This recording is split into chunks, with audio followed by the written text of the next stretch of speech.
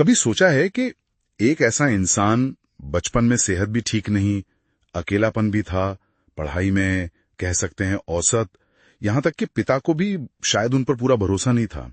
क्या वो देश के सबसे बड़े औद्योगिक समूहों में से एक खड़ा कर सकता है? हाँ, और आज हम ऐसे ही एक शख्स की बात कर रहे हैं, लाला श्रीराम। बिल्कुल, जिनकी कहानी सिर्फ एक कारोबारी सफर नहीं है, बल्कि ये दृढ़ निश्चय और एक तरह से भविष्य को देखने की क्षमता की मिसाल है। जी, और हमारी आज की चर्चा का आधार है सोनू धसीन की किताब entrepreneurs who built India, Lala Shriram the man who saw tomorrow. इसी के जरिए हम देखेंगे कि कैसे वो एक मामूली शुरुआत से उठकर डीसीएम जैसा विशाल समूह बना पाए। हाँ, और कैसे उन्होंने भारतीय उद्योग की नींव रखने में मदद की। तो चलिए इस दिलचस्प सफर में थोड़ा और गहरे उतरते हैं। बिल्कुल। सबसे पहले उनकी शुरुआती मुश्किलों पर बात करते हैं। सेहत ठीक नहीं, अकेलापन, पढ़ाई ठीक ठाक, पिता का अविश्वास, कारोबार में शुरुआती नाकामी, ये सब तो मतलब किसी का भी हौसला तोड़ सकती हैं। सही बात है, पर यही उनकी आप कह सकती हैं खासियत नजर आती है। हाँ, इन सब के बावजूद उन्होंने हार नहीं मानी। हाँ, पिता की अनिच्छा के बावजूद वो डीसीएम में शामिल हुए। हाँ। और वो भी बिना किसी पद या तनख्वाह के। अच्छा, ये तो बड़ी अजीब बात है। हाँ, शायद पिता को लगता था कि ये उनकी थोड़ी आराम वाली कार्यशैली पर सवाल उठाएंगे। ओके। पर ये दिखाता है कि श्रीराम मुश्किल हालात में भी कुछ सीखने का मौका ढूंढ लेते थे। तो डीसीएम में आने के बाद उन्होंने ऐसा क्या अलग किया, मतलब बिना पद के? किताब बताती है कि वो सीधे फैक्ट्री फ्लोर पर जाते थे, मजदूरों से मिलते थे, उनसे बातें करते थे। सिर्फ बात करना या कुछ और भी? नहीं, सिर्फ बातें नहीं, वो उनके नाम, उनके परिवार तक को जानने की कोशिश करते थे।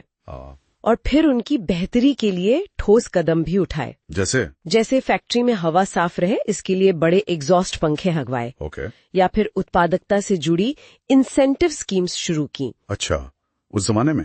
हाँ, ये उस जमाने में आम बात नहीं थी। ये उनकी दूरदर्शिता थी कि खुश और स्वस्थ कर्मचारी ही बेहतर काम करते हैं।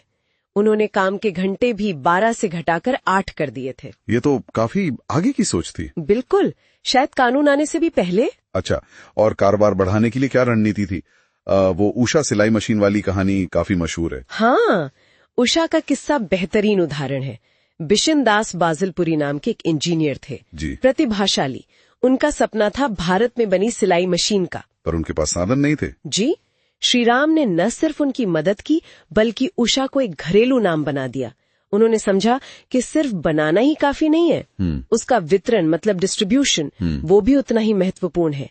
एजेंट्स नियुक्त किए, पूरा नेटवर्क बनाया। तो मतलब सही आदमी को पहचानना और फिर उसे आगे बढ़ाना। बिल्कुल, प्रतिभा पहचानना और उस पर भरोसा करना। किताब में उनके उसूलों पर भी बहुत जोर दिया गया है, जैसे गुणवत्ता, क्वालिटी, छोटी छोटी बातें। उनका मानना था कि भारतीय उत्पाद दुनिया में किसी से कम नहीं होने चाहिए। बिल्कुल। और इसी तरह शिक्षा, उन्होंने सिर्फ दान नहीं दिया, बल्कि Shriram college of commerce, SRCC जैसे संस्थान बनवाए। वो जानते थे कि पढ़े लिखे युवा ही देश को आगे ले जाएंगे। ये तो बड़ी प्रेरणादायक बातें हैं। किताब में कुछ व्यवहारिक सलाह वाले किस्से भी हैं, जैसे वो कागज वाला किस्सा। हाँ, वो क्लर्क वाला किस्सा, वो दिखाता है कि वो कितने मितव्ययी थे और छोटी छोटी बातों पर भी ध्यान देते थे। क्या था वो किस्सा, जरा बताएं। एक क्लर्क था जो दूसरों की गलतियां निकालता रहता था।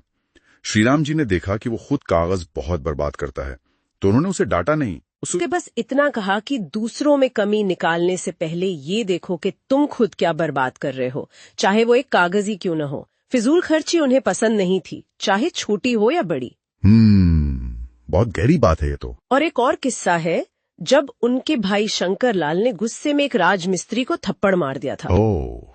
फिर क्या हुआ? श्रीराम ने सार्वजनिक रूप से माफी मांगी और कहा कि सजा उन्हें मिलनी चाहिए। ये दिखाता है कि वो न्याय और हर इंसान के सम्मान को कितना महत्व देते थे। तो लाला श्रीराम की कहानी हमें सिखाती है कि व्यक्तिगत कमजोरियों और बाहरी मुश्किलों के बावजूद एक स्पष्ट सोच, कड़ी मेहनत और सही मूल्यों के साथ असाधारण सफलता पाई जा सकती है। जी हाँ, भले ही बाद में डीसीएम समूह बढ़ गया, लेकिन भारतीय उद्योग में उनका योगदान तो हमेशा याद रखा जाएगा। यहाँ एक सोचने वाली बात ये भी है कि आज के इस तेज रफ्तार वाले कारोबारी माहौल में लाला श्रीराम के कौन से सिद्धांत सबसे ज्यादा जरूरी लगते हैं? हाँ, जैसे कर्मचारियों का ध्यान रखना, गुणवत्ता पर जोर देना, या फिर लंबी अवधि की सोचना। शायद आज इनमें से कुछ चीजों की कमी महसूस होती है। ये एक अच्छा सवाल है सोचने के लिए। इस पर हमारे सुनने वालों के क्या विचार हैं? आपको लाला श्रीराम की कहानी का कौन सा पहलू सबसे दिलचस्प लगा? हाँ, जरूर बताएं। नीचे कमेंट्स में अपनी राय जरूर दें।